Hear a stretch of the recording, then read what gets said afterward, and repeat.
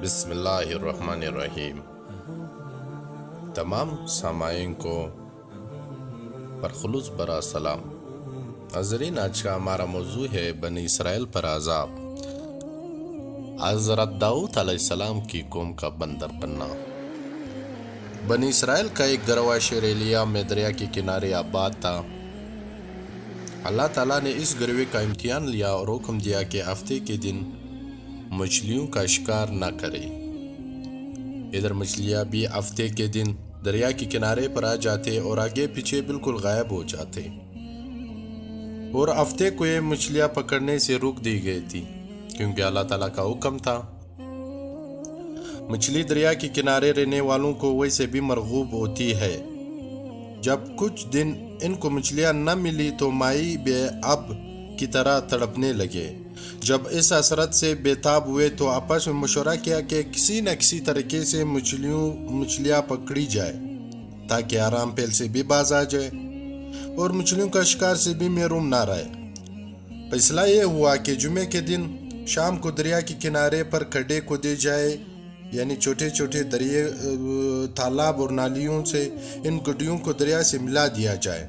چنانچہ دریا کا پانی ان گڈھیوں میں بھر جاتا اور پانی کے ہمراہ مچھلیاں بھی ان میں آ جاتے ہیں۔ جب مچھلیاں خوب بھر جاتی تو ان نالیوں کو بند کر دیتے تاکہ مچھلیاں نکل نہ جائے، اور اتوار کے دن ان مچھلیوں کو پکڑ لیتے اور فروخت کرتے اور خود بھی کھاتے اور کہتے کہ ہم نے ہفتے کے دن شکار نہیں کیا۔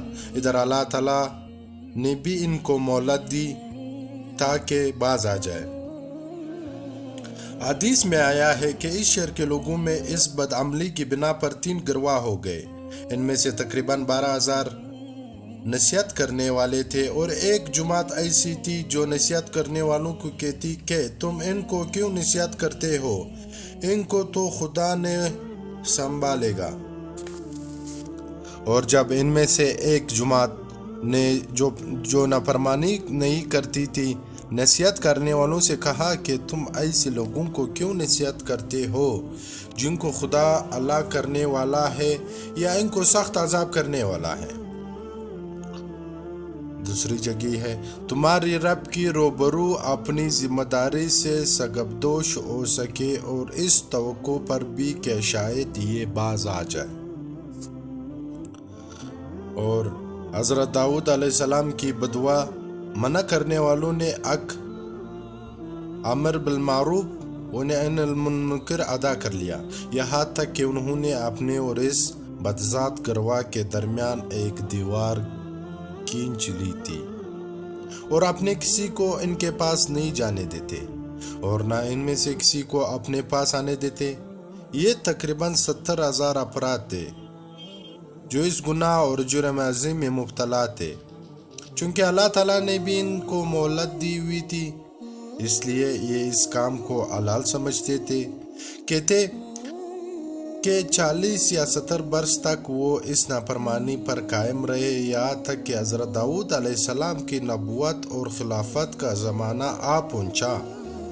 آپ علیہ السلام نے ان کے حال پر مطلع ہو کر ان کو نصیحت فرمائی اور اس سے منع فرمایا اور عذاب خداوندی سے ڈرایا، لیکن وہ باز نہ آئے اور کہنے لگے کہ ہم تو عرصہ سے یہ کام کرتے آئے ہیں، اور یہ لوگ مچھلیوں کے اس کاروبار سے کافی تنگر ہو گئے تھے، اور ان لوگوں نے صاف انکار کر دیا۔ تو حضرت داؤد علیہ السلام نے ان لوگوں پر بددعا فرمایا، حق تعالیٰ نے قبول فرمائی، جیسا کہ ارشاد ہے، بنی اسرائیل میں سے جن لوگوں نے کفر کی روش اختیار کی تھی ان پر داؤد علیہ السلام بن مریم کی زبان سے لعنت کی گئی، اور پھر بنی اسرائیل کا قوم بندر کیسا بنا۔ اللہ تعالیٰ نے ان سے انتقام لیا۔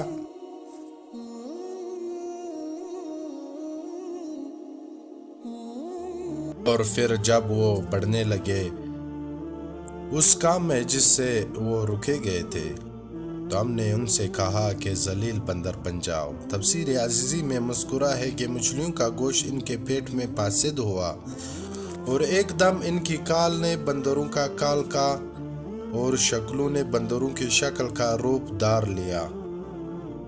اور بولنے کی قوت بھی ان سے زائل ہو گئی۔ حضرت ابن عباس رضی اللہ تعالیٰ عنہ کی روایت ہے کہ جو جوان افراد بندر اور بوڑھے خنزیر بن گئے، 3 دن اسی حالت میں رہے، پھر سب مر گئے۔ ابن کثیر میں ہے کہ مسلم جماعت نے اسے جو فرقہ مکمل بائیکاٹ کر دیا اور ان سے بالکل الگ ہو گئے۔